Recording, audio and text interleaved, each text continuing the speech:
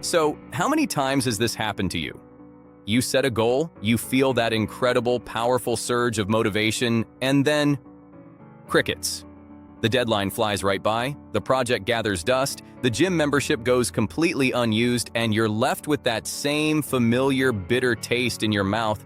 You're left with the same old playlist of excuses. I was just too busy. The timing wasn't right. Something came up. And the all-time classic, I'll start again on Monday. Look, we all tell ourselves these stories to feel better, to shield our ego from the sharp edge of failure. But what if I told you that the most successful people in the world, the top 1% who build empires, shatter records, and shape our future, don't have more time, better luck, or fewer obstacles than you do?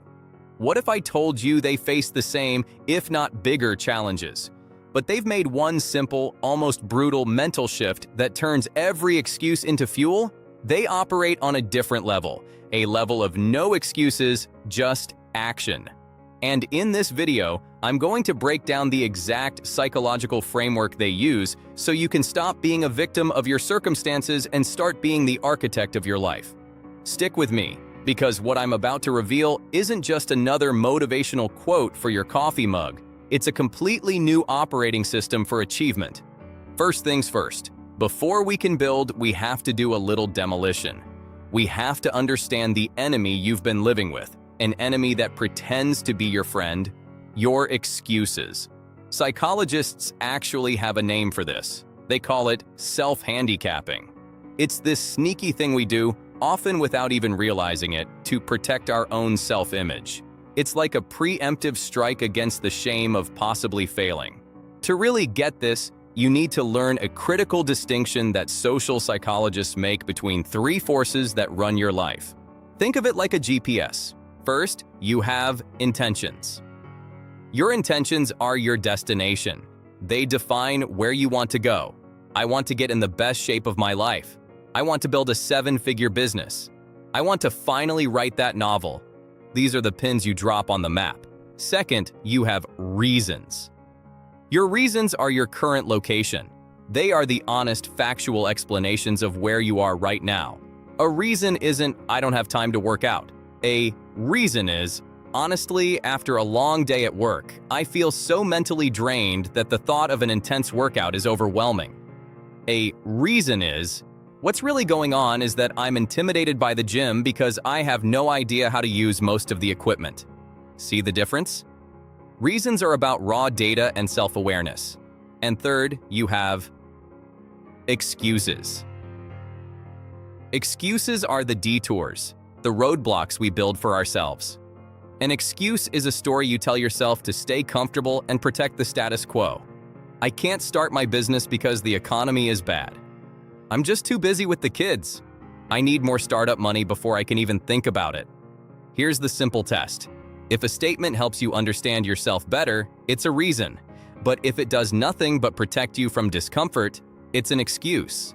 The danger is that we've all become masters at disguising our excuses as reasons. We say, I'm just too tired, and it feels like a legitimate reason. But the top 1% hear that and ask a totally different question. Okay, you're tired. Now what's the plan? They see tired not as a stop sign, but as a problem to be solved. The average person uses it as a get-out-of-jail-free card. This is the great deception. Excuses offer a tiny hit of relief at the cost of your entire future. They reinforce the belief that the power is somewhere out there. And the first step to taking that power back is to call your excuses what they are: a prison you built yourself. Now that we've unmasked the excuse, let's talk about the antidote. It's a concept so simple, yet so profound, it's the bedrock of all high performance. It's called extreme ownership. How many times have you said, I'll do it when I feel motivated? We wait for inspiration to strike like lightning, thinking this magical feeling is what we need to get started. The top 1% know the truth. Motivation is a flaky friend that never shows up when you need it. Discipline, on the other hand, is the steel foundation of success. Discipline is doing what you have to do, whether you feel like it or not. It's showing up when it's cold and you're tired and you'd rather be anywhere else. It's doing the boring, repetitive, unglamorous work that nobody ever sees, day in and day out. Think of Kobe Bryant, famous for his insane pre-dawn workouts, practicing the same basic layups and free throws he'd been doing his whole life. He didn't do it because he woke up feeling motivated. He did it because he was disciplined. He understood that greatness isn't born in one big moment. It's forged in the fire of consistent daily action. And here's the secret. Self-discipline isn't a personality trait. It's a muscle. Every time you choose to act in spite of your feelings, you just did a rep. Every time you say no to an excuse, you strengthen that muscle. And as your self-discipline grows, something else grows with it, your self-respect. You start to actually trust yourself. You prove to yourself that you're the kind of person who does what they say they're going to do. So how do you build this muscle? You start small. You don't go from the couch to a marathon. You start by just putting on your running shoes and walking out the door. The goal isn't the workout. The goal is to keep the promise you made to yourself. Winners show up when nobody else does. They work when everyone else is sleeping. They push forward when everyone else has quit. They understand that discipline actually creates freedom. When you have disciplined habits, you free up so much mental energy. You don't waste willpower on small, dumb decisions. That discipline gives you the freedom to be more creative, more strategic, and more present for the things that really matter. Stop waiting for motivation. Motivation is the spark, but discipline is the fire that keeps burning long after that spark is gone. We're about halfway through, and if this is hitting home, if you're feeling that fire to take back control, I want you to do two things right now. First, hit that subscribe button, because we dive deep into building these kinds of systems for success every single week. Second, go to the comments and declare war on one excuse. Just one. Write down the single biggest excuse that's been holding you back and just write, "I'm done with this." Let's create a community of action takers right here, right now. All right, we've talked mindset, we've talked ownership and discipline. Now let's get brutally practical, because talking about action is not action. Here is a simple, 4-step framework you can use today to close that gap between what you intend to do and what you actually do. This sounds basic, but it's everything. You have to be crystal clear on what you want. Vague goals get vague results. I want to be healthier isn't an intention, it's a wish. I will lose 15 pounds in the next 90 days by following a specific meal plan and exercising 4 times a week is an intention. It's specific, measurable, and has a deadline.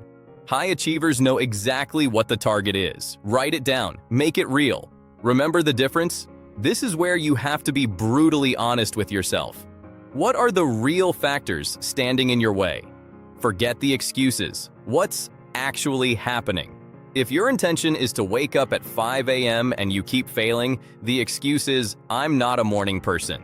The reason might be, "The truth is, I stay up until midnight scrolling on my phone, which makes a 5 a.m. alarm feel like physical punishment." Or, "What's really happening is that when my alarm goes off, my first feeling is dread, and I choose the comfort of my bed over the discomfort of starting my day." Be a scientist of your own behavior. Just observe without judgment. Now, look at the stories you've been telling yourself. Where are you choosing to protect your ego over making progress? Let's use the phone example. The reason is, "I scroll until midnight." The excuse is, "I need that time to unwind." Is that really true? Or is it just a habit that's sabotaging your bigger goal?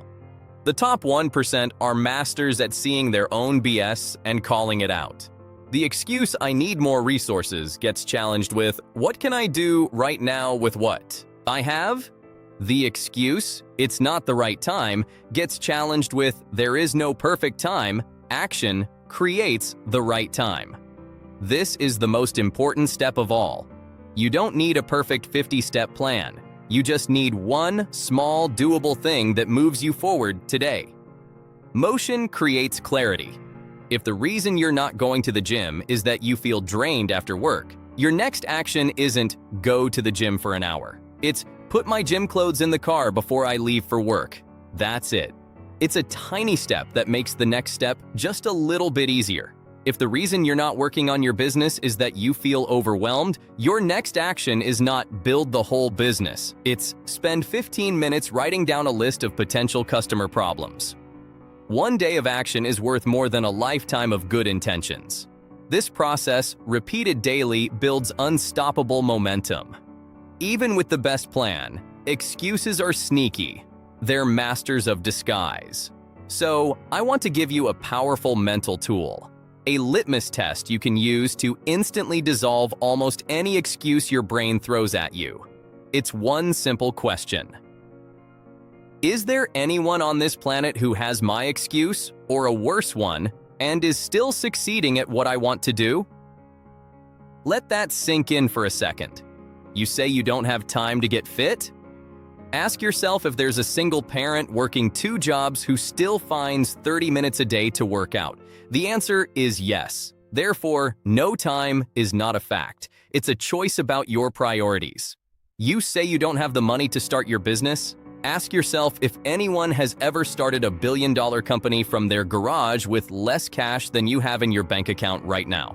The stories of Steve Jobs and Bill Gates are almost mythical, but the answer is a clear yes. So, a lack of resources isn't an unbeatable wall. It's just a problem to be solved. You say you're too old to switch careers? Was Colonel Sanders younger than you when he started franchising KFC? He was 65. Did J.K. Rowling face a mountain of rejection before Harry Potter took off? You bet she did. This isn't about shaming yourself. It's about shattering the illusion that your obstacle is special or unique. If someone else with the same or even worse disadvantages has found a way, it proves one thing: it is possible. It flips the script from "I can't because" to "they did it, so how can I?" The top 1% don't see their problems as unique. They see patterns. They see proof of what's possible, and they use it as fuel. The next time an excuse pops into your head, run it through this test. Find one person who overcame that very thing. Their success is your permission slip to stop complaining and start doing. We've covered the what and the how. But for this to really stick, you have to get the why. You have to understand the stakes. Every single day, you stand at a fork in the road. One path is excuses, the other is action. The path of excuses feels great in the moment. It's paved with comfort. You get that little hit of relief, you protect your ego, and you get to stay exactly where you are. But there's a huge hidden cost. Every time you choose an excuse, you cast a vote for a weaker version of yourself. You teach your brain that you are not in control. A life built on excuses is a life of stagnation and regret. It's the pain of looking back in 5 or 10 years and realizing you're in the exact same place, haunted by the person you could have become. The path of action, on the other hand, is often paved with discomfort. It demands effort and sacrifice. It requires struggle. But there's a world of difference between suffering and struggling. Suffering is the optional pain of a life you didn't live. Struggling is the necessary pain of growth. The top 1% don't avoid pain. They choose the right kind of pain. They choose the struggle of the workout over the suffering of bad health. They choose the struggle of building a business over the suffering of a job that crushes their soul. Every action you take, no matter how small, is a vote for a stronger you. It builds momentum. It builds self-respect. Life doesn't reward good intentions. It rewards results. The world doesn't remember people who had great ideas. It remembers people who took action. The long-term reward isn't just getting your goal. It's who you become along the way.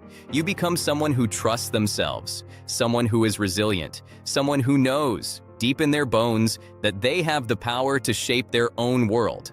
Close your eyes for a second. Picture your life 1 year from now. It will either be incredible or it will be exactly the same.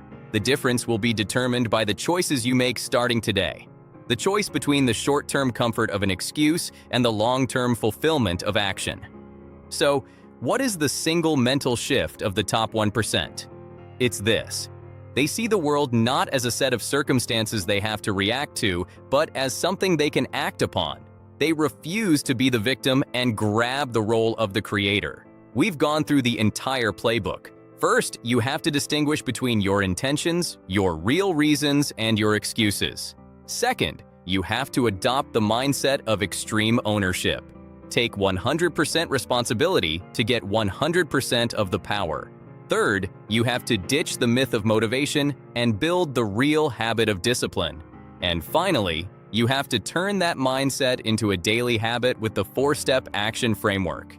The truth is both brutal and beautiful. Nobody is coming to save you. Your dreams do not care about your excuses. The perfect moment will never arrive. The only person who can change your life is you. The gap between the life you have and the life you want is called action. Your new life starts with your very next decision. Will it be an excuse or will it be an action? The choice is yours. Make it. If this video gave you the tools you need to fight back against your excuses, hit that like button and let me know. And make sure to subscribe and turn on notifications because our next video is all about building an unbreakable system of discipline. Thanks for watching. Now go take action.